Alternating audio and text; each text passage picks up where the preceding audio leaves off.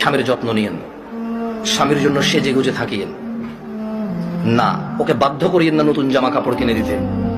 আপনার যতটুকু জামা কাপড় আছে ওখান থেকে সবচেয়ে ভালো জামাটা রান্না বান্না শেষে জোহরের নামাজ পড়ে সবচেয়ে ভালো জামাটা পরিয়েন।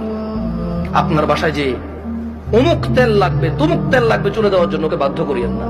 যেই তেল আছে, চুলে যদি তেল দেওয়ার অভ্যাস থাকে ওখান থেকে একটু তেল নিয়ে মাথা আছড়াই নিয়েন। আর আপনার উপস্থিত যে জামা কাপড় আছে ওখান থেকে ভালো জামাটা পরিয়েন। স্বামী যখন ঘরে ঢুকবে মুচকি হেসে ওকে সালাম দিয়ে রিসিভ করিয়েন। ও যদি সালাম দিয়ে ঢোকার জ্ঞান রাখে, যোগ্যতা রাখে, অতটুকু ইবাদত করার যদি ওর মন মানসিকতা থাকে তো থাকলো, আর নাহলে আপনি ওকে রিসিভ করেন হাসি মুখে। ও গোসলে যাওয়ার আগে গামছা লুঙ্গিটা টয়লেটে দিয়ে আসিয়ে, গোসল থেকে বের হওয়ার সময় গামছা অথবা তোয়াল্লা প্রয়োজন হলে দিয়েন। এরপর জিজ্ঞেস করিয়েন ভাত কি খাবে এখন নাকি একটু পরে। যদি বলে যে পরে খাবে, কিছুক্ষণ পর আবার জিজ্ঞেস করেন ভাত খাবে কিনা। ও যদি পছন্দ করে যে ওর বাবা মা বোন এদের সাথে ভালো আচরণ করা, যদি ও পছন্দ করে আপনার পক্ষ থেকে, আপনি ওর বাবা মা বোন এদের সাথে ভালো আচরণ করিয়েন। ওরা যতই কটু কথা বলুক, আপনি ওর বাবা মা বোনের বিরুদ্ধে ওর কাছে বিচার দিয়েন না। যদি ও পছন্দ না করে বিচার, একটু সহ্য করিয়েন। যখনই আপনাকে বিছানাটাকে যাবেন, কখনো রাগ করে বাপের বাড়ি চলে যাবেন এটা বলবেন না।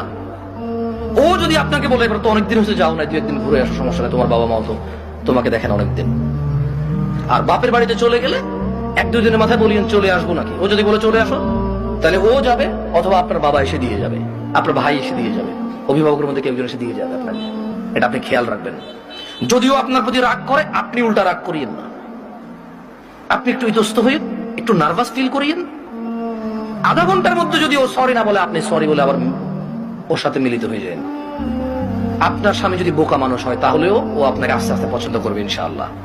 আর যেই স্বামী ভালো, সেই স্বামী সবসময় চিন্তা করে আমার বউটা যদি একটু কটু কথাও বলে, ও যদি একটু কর্কশ হয়, ও কোনো পুরুষের সাথে কথা বলে না, চরিত্র নষ্ট করে না, এমন মহিলা রেখে দেওয়া যায়, ওকে পোষা উচিত, যত্ন করা উচিত।